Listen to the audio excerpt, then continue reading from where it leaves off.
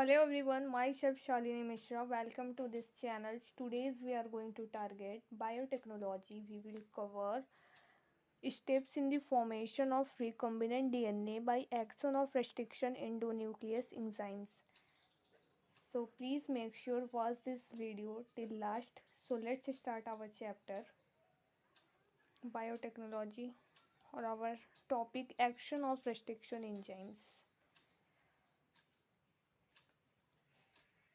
तो restriction enzymes का functioning आप देखोगे तो क्या हो जाएगा। यहाँ पे लिखा है the enzymes cuts both DNS strands at the same site.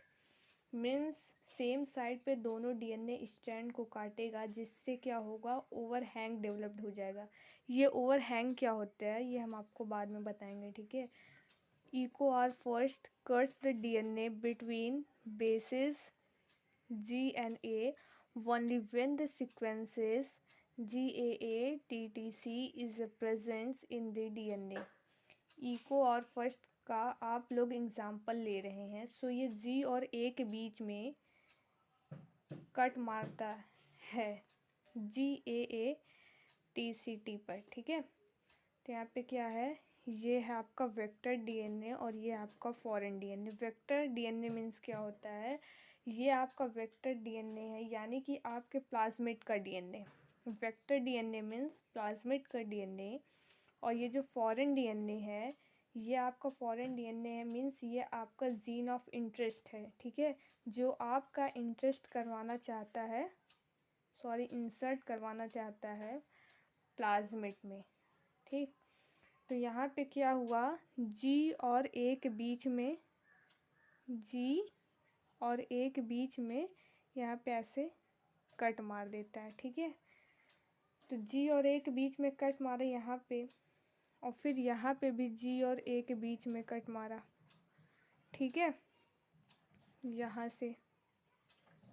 हाँ, तो यहाँ पे जी और ए के बीच में कट मारा, और यहाँ पे भी जी और वेक्टर डीएनए में भी जी और ए के बीच में कट मारा, फॉरेन डीएनए में भी जी और ए के बीच में कट मारा। तो इससे अनइवन पोजीशन पे काटा। सिमिलरली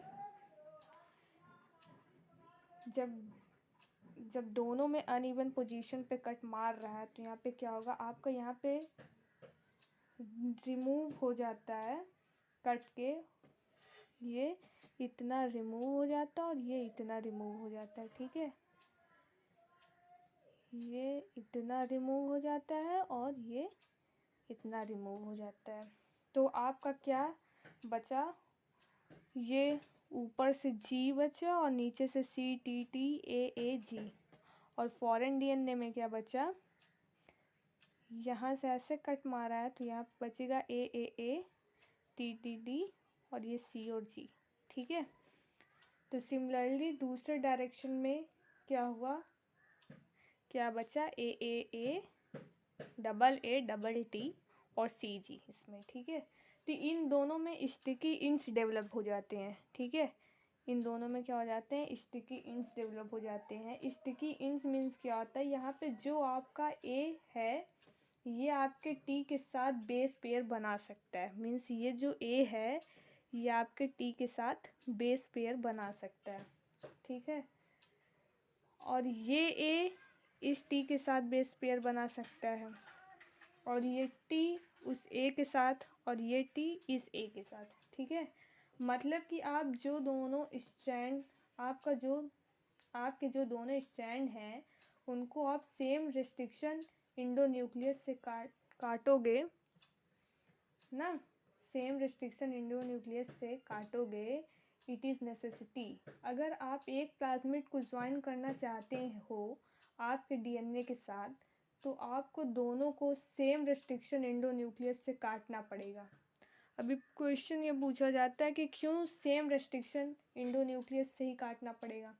क्योंकि समझ लो, अगर अलग अलग इंडोन्यूक्लियस एंजाइम से काटते हो तो बेसिकली वहाँ पे क्या हो जाएगा, वहाँ पे अलग अलग स्टिकी इंस बनेंगे, और अलग अलग तरीके के स्टिकी इंस कभी भी एक दूसरे के कम्प्लीमेंट्री नहीं होते।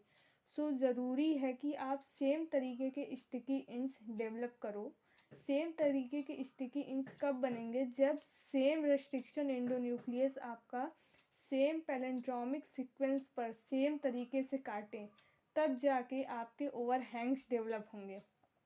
ठीक है, ओवरहैंग्स क्या होते हैं कि सेम तरीके के स्टिकी इंस जब सेम रेस्ट्रिक्शन एंडोन्यूक्लियस आपका सेम पैलिंड्रोमिक सीक्वेंस पर सेम तरीके से काटते हैं, तब जाके आपके ओवरहैंग्स डेवलप। तो यहाँ पे क्या होगा, यहाँ पे क्या होगा, ये क्या करेगा, बेस पेयर बना लेंगे और आपका कंप्लीमेंट्री बाइंड कर देंगे। ठीक है, यहाँ पे देख रहे हैं ये स्टिकी इंस इस स्टिकी इंस से बाइंड हो गए और आपका रिकम्बाइंड डीएनए तैयार हो जाएगा। इस तरीके से आपका जो जीन ऑफ इंटरेस्ट था और प्लाज्मिड था, ये आपस में ज्वाइन हो जाएगा। ठीक है, रिकम्बिनेंट डीएनए तैयार हो जाएगा। आई होप कि आपको ये वीडियो समझ में आया होगा। Thanks for watching.